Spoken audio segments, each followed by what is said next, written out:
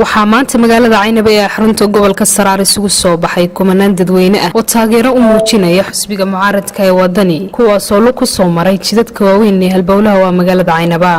iyagoo oo lulaya calanka u gaarka ee xisbiga wadani caleemo qoyan kuna dhawaaqaya halkudhigi ay ku taageerayaan xisbiga wadani iyagoo ugu dambeyntii isugu soo ururay bogcad weyn oo ku taala magaalada Caynaba waxaana hadalka iska daba qaatay mas'uuliyiinta kala duwan ee xisbiga mucaaradka ee wadani heer degmo iyo dhammaan taageerayaasha kala duwan xisbiga mucaaradka ee wadani ku leeyahay magaalada Caynaba ee xarunta gobolka Saraar waxaana hadaladoodii kamid ahaa sida tan maanta barnaamijkeeni weeye guul baynu joognaa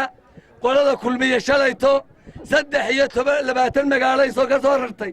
burcay ka soo rartay tukubay ka soo rartay eeldaabay 10 gaari ka keentay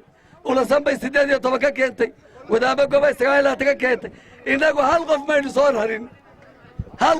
soo rarin dadkii magaalo Caynaba gudaheeda ku noolaa weeye waxa kale oo u gudbinaya xisbiga kulmiye wuxuu wada dacaayad markii itaal kala waayay ee cod waayay ee taageero waayay wuxuu wada dacaayad uu leeyahay wadani waxa idinku wada koonfur guushii waxa ka dhaafay 14 cisho war 13 bisha tobnaad waxaynu dardaaranaynaa farteena ugu yeelino xisbiga wadani codkana siino waa arkayseen qaab xumadii saaka la sameeyay dadkanina qaab xumada uu sameeyay dad waxba laga qaadayo maaha runtii dad waxba laga qaadayo maaha oo magaalada degan waxa dhacday oo xalayta aniga igu timi anoo gurigaygii anoo xisbiga wadani kamid ah oo taageerayaasha kamid ah iyadoo aan gurigaygii kireeyay oo xisbiga u kireeyay anigu waxaan ahay gudoomiye ku-xigeenkii kambeynka saaka waxaan u baxay xaggan galbeedka waxa dhacday oo kulmiye sameeyay rag dumarkiisii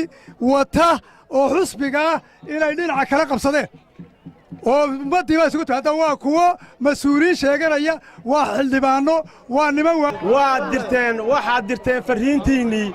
waxaad dirteen fariintiinii anigu waxaan leeyahay kulmiye waynu kala dhaqaaqnay waynu kala guulaysanay aad iyo aad waxaan uga helay qoraahdii hablaha ee ahayd siisan mayno sadalaana ee magaalada Caynaba assalaamu calaykum waraxmatullaahi wabarakaatuh walaalayaal waad aragtaan maanta xisbigii kulmiye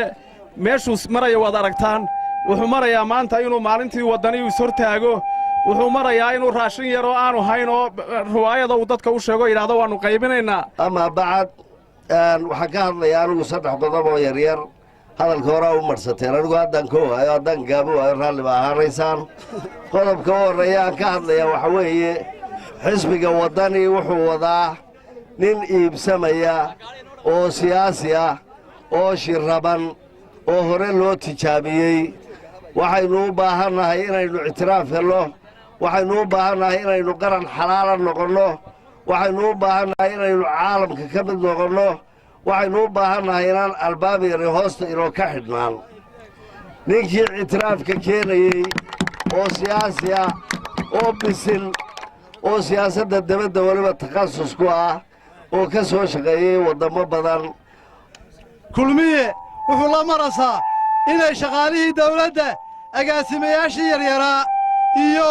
shaqaalihii iyo macallimiintii ay yidhaahdaan haddaa ololeen weydaan oo kaambeynka kulmiye geli weydaan mushahaarkaanu idinka jarannaa waa risaqa allaa bixiya ha idinka jareen sidii maxamed jaamac ee markuu yaabay ee kabkii la siin waayey ee talaadxumada arkay ee nabaadguurka arkay ee dhuxusha arkay ee wax kastoo xumaanoo gobolka ka dhacaya arkay uu garoonka Caynaba isku casilay ee uu ku soo biiray xibsiga wadani waa Hani Kismaayo telefishinka caalamiga Universal TV magaalada Caynaba